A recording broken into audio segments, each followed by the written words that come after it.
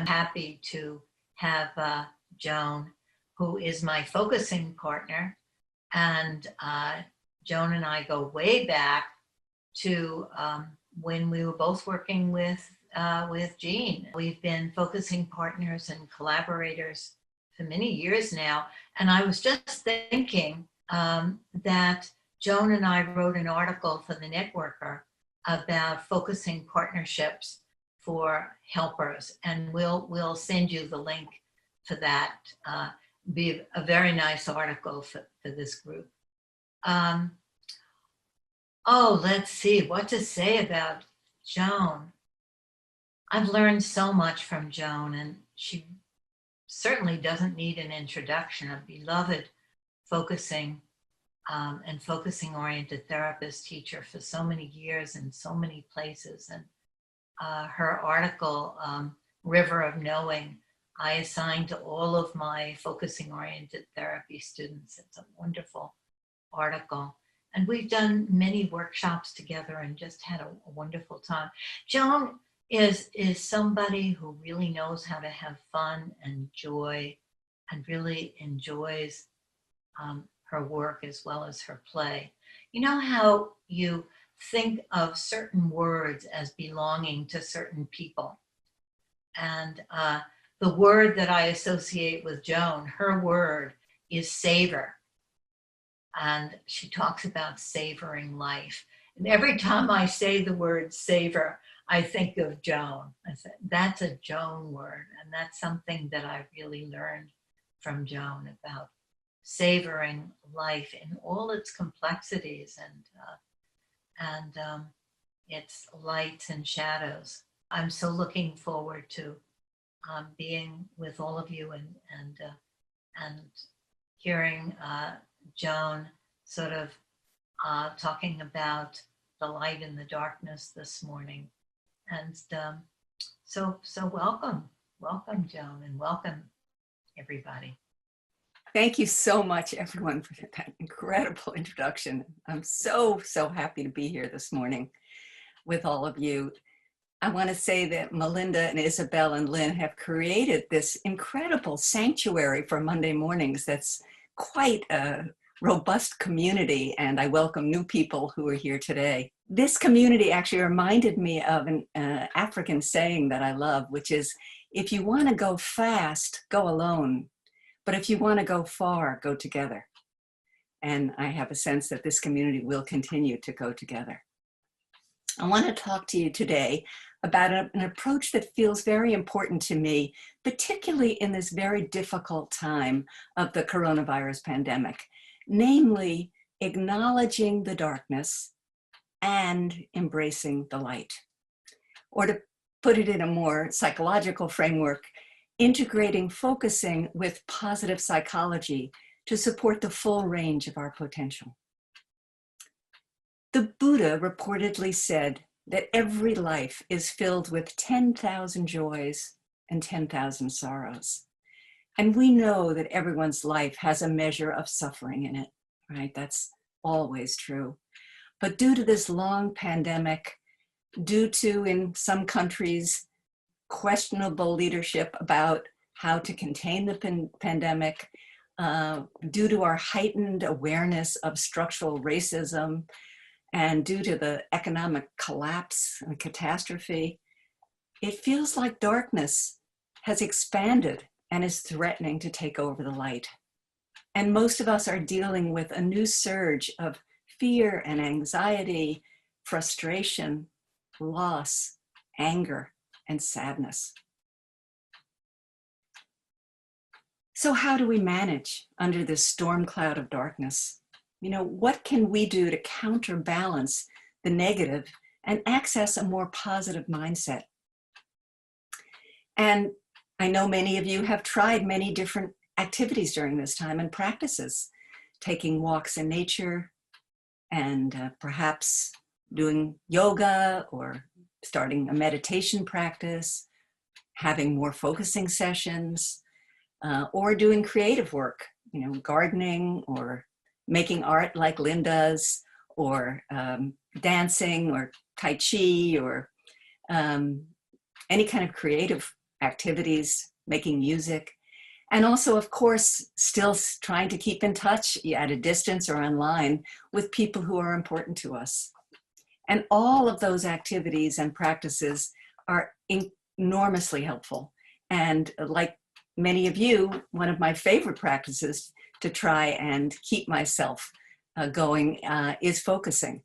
And by the way, we need these practices and activities more than ever because we're denied our usual ways of managing and reducing our stress, right? We no longer have access to many of our strategies that worked before, whether it's, work environments or social lives or just having personal contact with friends and family.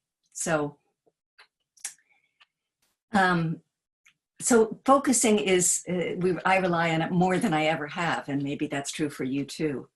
And a couple of Mondays ago in this wonderful forum, Steve Moskowitz described focusing as a practice of bettering, of getting better. And I wholeheartedly agree with him. I thought that was a brilliant way of putting it.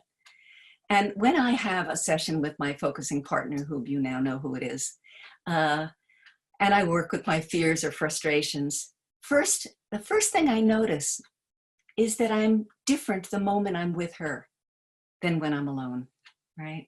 Her focusing attitude, her compassionate acceptance of whatever I am going to bring changes my very context. So that's the first thing. We're not alone when we're focusing with a partner. And Jen Lin called that relational thickness, right?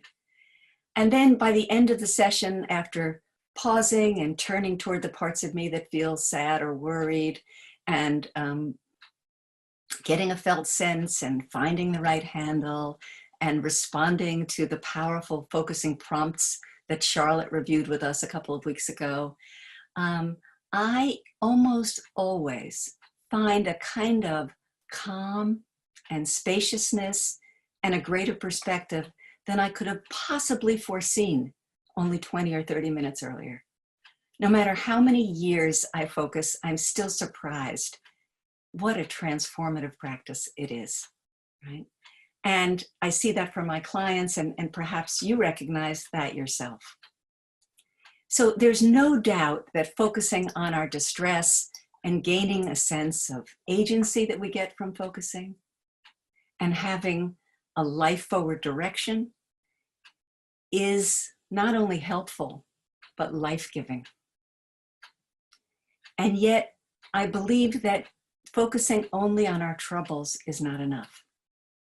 And particularly during this time of the pandemic, when there's so much added anxiety around us and so many more fears, and so much tilting in the direction of the negative, I think it is really helpful to also focus on the positive aspects of our lives, our joys, our things we're grateful for, the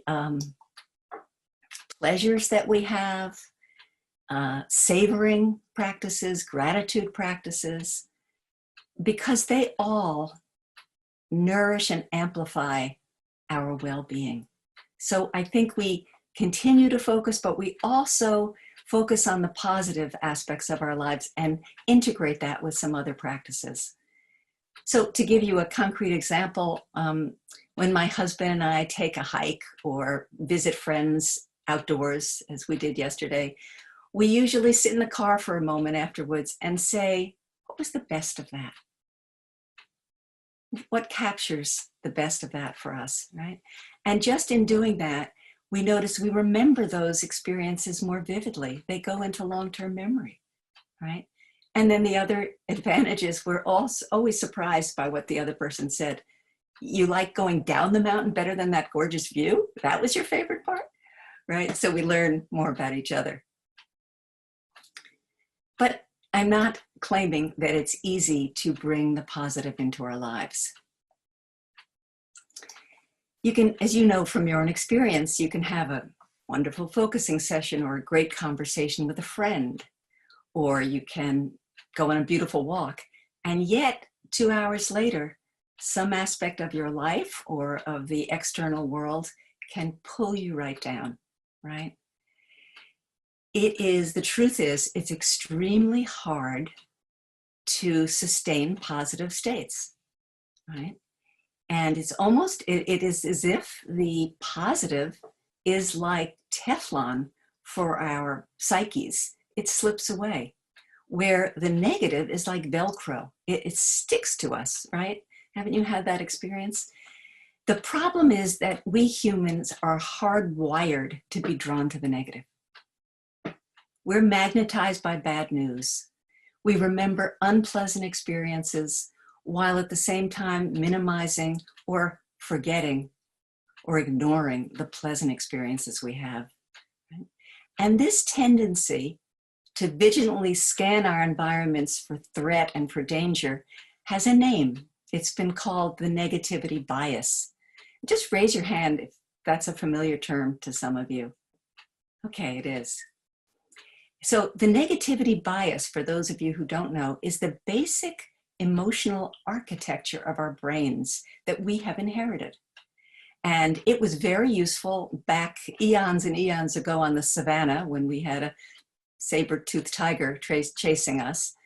But in 2020, and particularly in this time of the pandemic, it can actually be a design flaw of our brains to be so overly focused, if you will, on the negative. So that's the bad news. However, the good news is that just being aware of our proclivity towards always noticing the negative and overvaluing the negative gives us the possibility of changing our brains. In other words, we can be intentional about seeing and appreciating all the positive in our lives. And I want to remind you that it takes intention to notice the positive, just the way, and to savor the positive, and to really kind of immerse yourself when you can in what's positive, right? And, you know, it takes intention to do a lot of things that are good for us. It takes intention to set up a focusing exchange or to focus by yourself. It takes intention to decide to meditate. It takes intention to exercise or to eat more healthfully, right? But we sort of know that those are a choice we make. Whereas for happiness and well-being, many of us feel like, well, happiness either just falls into our life or it doesn't, right? But actually there are the whole field of positive psychology that has given us known tools that help us to access and to nourish and increase our well-being. So my question today is, what would it be like if we could bring the same reverent attitude that we bring to focusing on our troubles, to focusing on the positive aspects of our lives? You know, our joys, our appreciation, the love we give and receive, the gifts that come unbidden from nature, right? Just the trees, the birds, the beauty, our pets, right? Conscious attention to the positive is in no way meant to deny how hard our lives are, particularly now, but it's to create a better balance between the dark and the light. The current that pulls us toward the negative is quite strong. And research in positive psychology has shown us that it takes 3 positive experiences for every negative experience to sustain a feeling of well-being. Just think about that for a moment, right? And why is that? It's because of the negativity bias, right? The negative weighs more, so it takes 3 positives to equal the negative, right? And interestingly, in studies of long-term healthy relationships, 2 different researchers have come up with the same ratio, which is that it takes 5 positives for every negative to keep a relationship robust and healthy, whether in your family relationship or partner relationship. Do you realize what that means?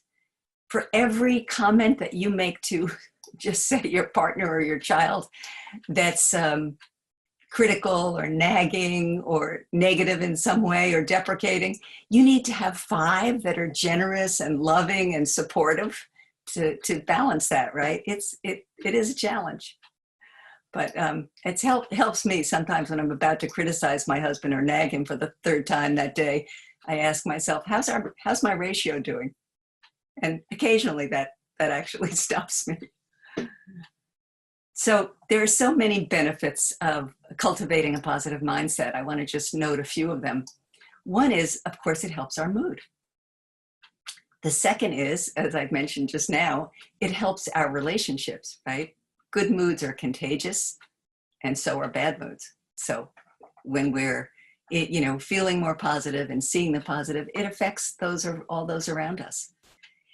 But we know as focusers that the mind and the body are very much connected to each other. So you won't be surprised that research in positive psychology has shown that having a more positive mindset, looking for the positive, actually strengthens our immune system. It creates better cardiovascular health, and it also allows us to live longer. On average, people who are more positive have a longer lifespan. There's also good data now that people with greater sense of well-being and happiness are more energized, are more generous, are more altruistic, are more likely to be in the world, to become an active agent for positive change, right? When we're depressed and down, we're much more pulled into ourselves. We tend to isolate, to withdraw. And when we're happier, we tend to be able to move out to be more connected to others. Sometimes we can switch pretty easily from a negative state to a positive state. When my husband, who's here today, leaves food out on the refrigerator, from the refrigerator on the counter, as he sometimes does, I am perfectly capable of working myself up into a self-righteous annoyance with him. But I'm also capable of saying, just remembering all the loving and kind and considerate things he's done that day for me, right? And then, of course, I instantly have a greater perspective. I'm less reactive. I'm more understanding. So sometimes we really can make that choice to just go with the positive. Another example is that I'm not a morning person, and I often wake up feeling a sense of dread. But I found that if I ask myself, what might today be an opportunity for? All of a sudden my mood lifts. I feel some positive curiosity, almost excitement for what the day will unfold, right? However, if we're feeling an extreme state of negativity, we're very reactive, we're angry at somebody, we're really down in the dumps, we're very sad, of course we can't and shouldn't simply try and turn the dial, right, to joy or gratefulness, right? That wouldn't be possible. We have to go very slowly, step by step. We need to find ways to calm down the amygdala, that part of our brain that gets overreactive that gets activated by intense emotions and can create a fight or flight response. So we need to calm that down first. And focusing is my favorite way to do that. I thought I would tell you about an experience that I had a couple of days ago when I was thinking about what I wanted to share with you from positive psychology. And ironically, I noticed that I was in a pretty low mood. I was feeling pretty depressed, like there was a dark cloud hovering over me. And so I decided before I tried to do any work, I would take a walk in a beautiful place. And usually that raises my spirits a lot. But this day, my steps still felt heavy. And so I sat down at a bench in front of a beautiful pond, put my mask on, and decided to do some focusing. I began by noticing what I felt in my body, and I noticed a heaviness that was there. And when I asked what made for that heaviness, I realized that a big part of it was that I felt really disappointed that a close colleague of mine hadn't invited me to present at a conference he was convening. And as I sat with that disappointment for a while, then the word hurt came to me. And that turned out to be the better handle. I felt hurt. There was hurt there. And that really captured it. And just saying the word hurt, kind of honoring my truth, of course, made me start to feel better. And I sat with the hurt a little bit and I asked what it needed. And it said it needed me to comfort it. So I put my hand on my chest and I sat in a few minutes and comforting it. And I began to feel even better, lighter. But I realized I was holding on to the hurt. And so in a focusing move, a prompt, I asked myself, is there anything I can do that would let me let go or not hold so tightly to the hurt, maybe to let go of it or to let it move on? And then I had this image that I was holding a cup with the hurt up to the brim. And if I could pour that cup into the pond I was sitting in front of, it might disperse. And so I did that action. I literally feel the hurt disperse in the pond, and I could feel it disperse in myself as well. Right? It began to disintegrate. And then I started really feeling not just okay, I felt really good. I knew I could talk to this colleague about the issue, but I also realized I didn't have to, that I knew in that moment I had a bigger perspective. And I knew that he liked and respected me enormously. And there was probably something that had nothing to do with me that made for that decision. You know, other people he was working with on the conference. So I sat for a minute thinking about my relationship to this colleague, and I felt some gratefulness come into my heart. He and I have had a long and creative relationship together. And then I began to think about all the other people in my life whom I love and whom I cherish, friends and colleagues and family members. And I sat for probably 10 or 15 minutes, imagining each person to come forward. I could see their face. I could feel the relationship, the quality of the relationship. And then I just kind of got a felt sense of what the qualities were that each of those people give to me. And so for one person, it was her depth and her wisdom. For another person, it was her warmth and her acceptance. For a third person, it was his sense of fun and playfulness and adventure. For another friend, it was her deep sense of loyalty and devotion. And so I had a group of like 10 or 12 circle of close people whom I loved and cherished around me. And I realized afterwards I was dosing myself with happiness as I did that. I was just appreciating these people in my life. And as I sat with that and asked myself, what was so meaningful about that for me? And I waited, and what came was that I so often take these people for granted, take all the wonderful relationships I have in my life for granted. And today I was really giving them their true importance in my life and how much well-being they gave me. And I can still feel that today, right? So by savoring it, by staying with it, it went into long-term memory. I can feel it now. Usually, if we don't savor our positive experiences, they disappear. They don't go into long-term memory. So savoring is a really important aspect of positive psychology. I shared this example to show that we can use small steps to get a sense of equanimity or, by the way, I love this phrase, equanimity is walking evenly on uneven ground. We can take small steps to get to equanimity or to get to a feeling okay, and then it's much easier to open ourselves up to gratefulness and to meaning and to happiness.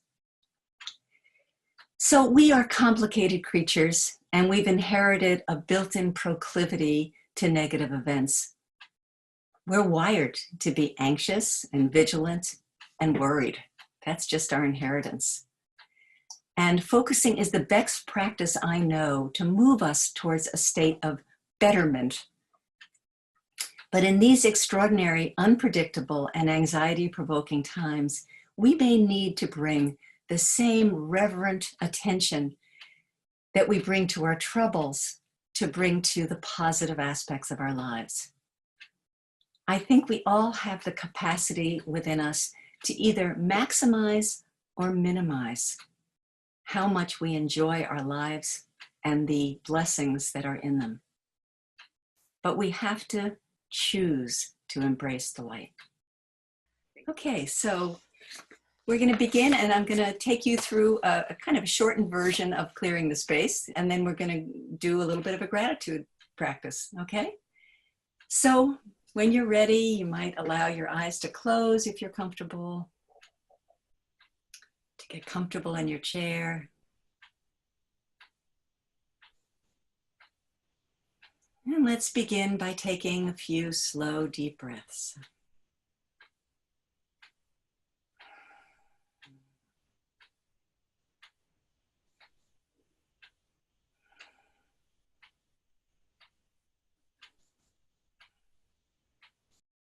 And then allow your attention to gently rest in the center of your body.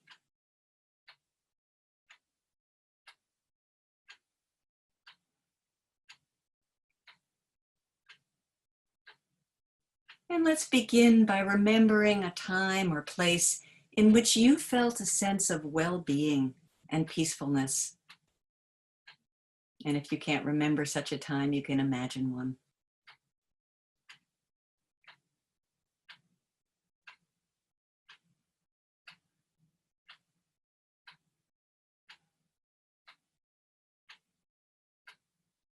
And allow yourself to get there with all your senses.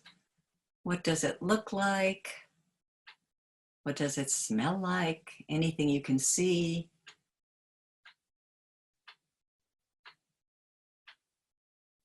What does it feel like to be you in this space?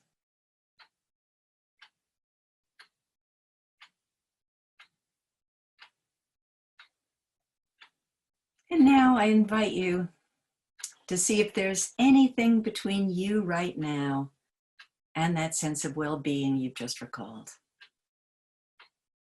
Or you could ask yourself, what's in the way of feeling fine just now, this morning?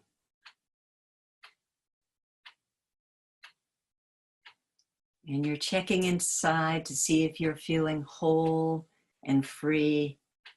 And if not, what might be in the way?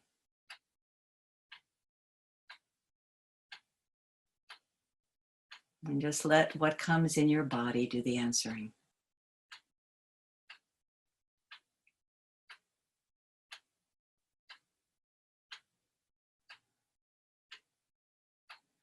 You might wait for a felt sense of the first concern that comes to form.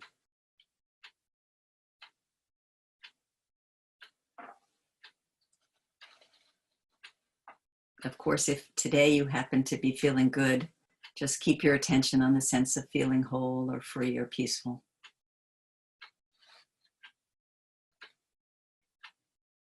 But often there's something in the way of feeling fine. And if there is, see if there's a word or phrase or image that captures that first concern that came in your body.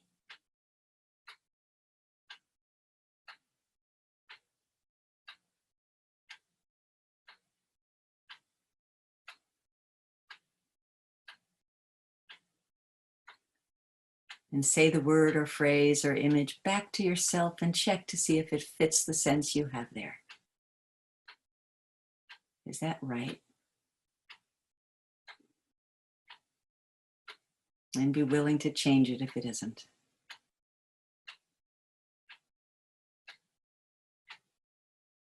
And now you might give this concern your accepting, friendly attention for a few moments so you can acknowledge it's really there.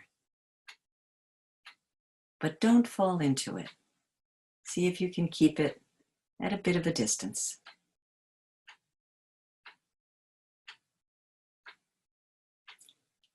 And then I invite you to imagine you're placing this whole thing, this whole first concern outside of your body in a safe place.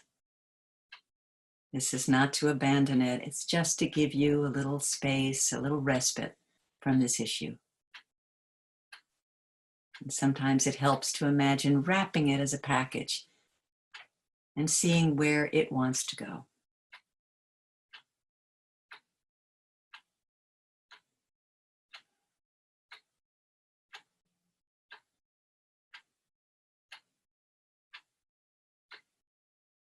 And as you bring your attention back into your body, notice if you feel a little lighter or a little clearer inside.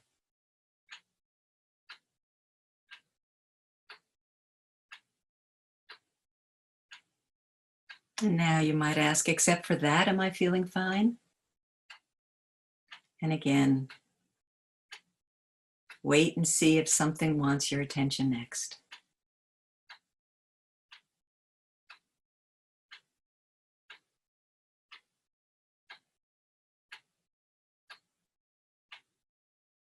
And if second concern emerges, spend a little time with it. And then again, get a whiff of it. Don't get too far into it. Just notice it's there and acknowledge it. And then see where this one might want to go. You might wrap it up as a package or find a place where it wants to be, just to give yourself a little breath from it.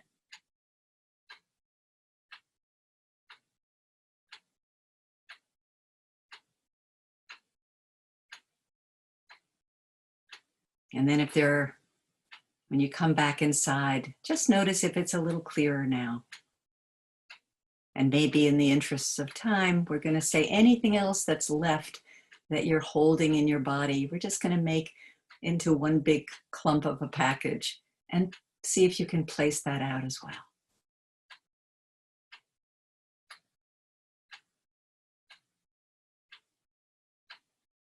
And now, in addition to those issues and concerns, we sometimes carry a background sense, always feeling a little pressured or heavy or hurried.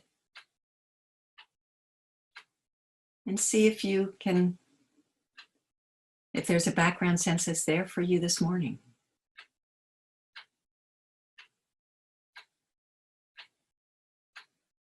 And when you name it, take a breath, wrap it up, and see if you can place that outside of your body as well.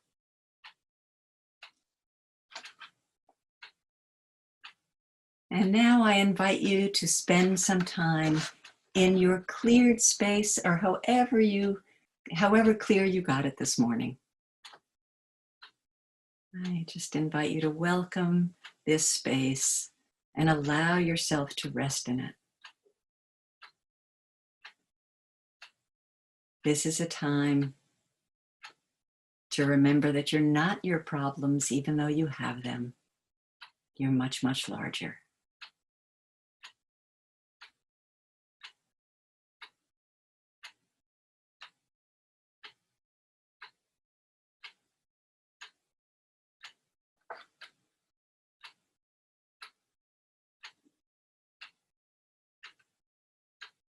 And you might even see if there's a word or an image that would capture what it's like to be you in the clearer space.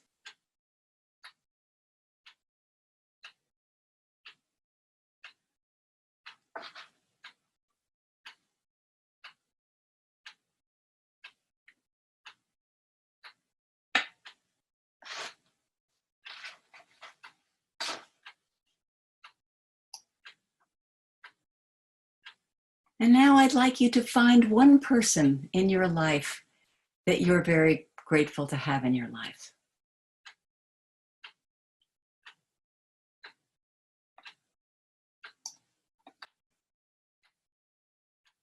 It could be a person that's alive, that's in your current life, in the pandemic. It could be someone who's passed or who's not available to you during the pandemic.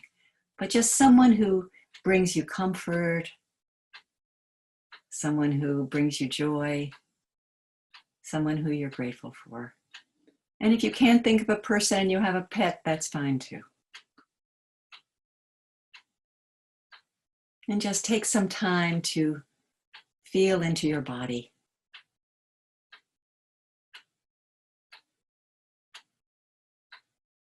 and see if there's a word or a phrase that would capture the quality of your gratefulness to this person.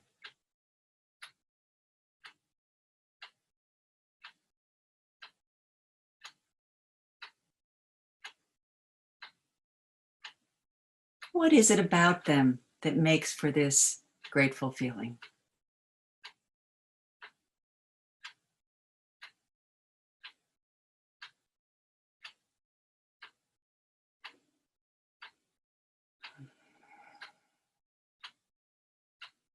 And you might even place your hand on your heart if you want to just really feel the connection with them and how good it is to have this person in your life.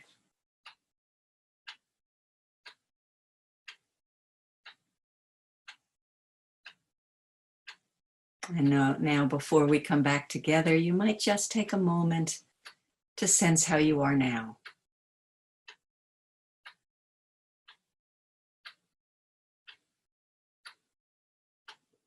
And you might say goodbye to this person and thank them for coming to your mind.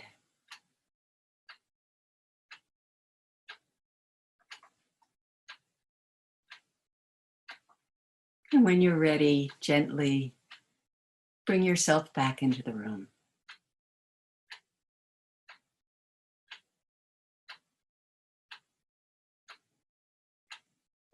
So I'd like to end today with a poem by our beloved American poet, Mary Oliver. And it's called Don't Hesitate. If you suddenly and unexpectedly feel joy, don't hesitate. Give in to it. There are plenty of lives and whole towns destroyed or about to be. We are not wise and not very often kind, and much can never be redeemed. Still, life has some possibility left. Perhaps this is its way of fighting back, that sometimes something happens better than all the riches or power in the world. It could be anything, but very likely you notice it in the instant when love begins. Anyway, that's often the case. Anyway, whatever it is, don't be afraid of its plenty. Joy is not meant to be a crumb. It's been a joy for me to be with you today, and I want to again thank Isabel and Melinda and Lynn for inviting me.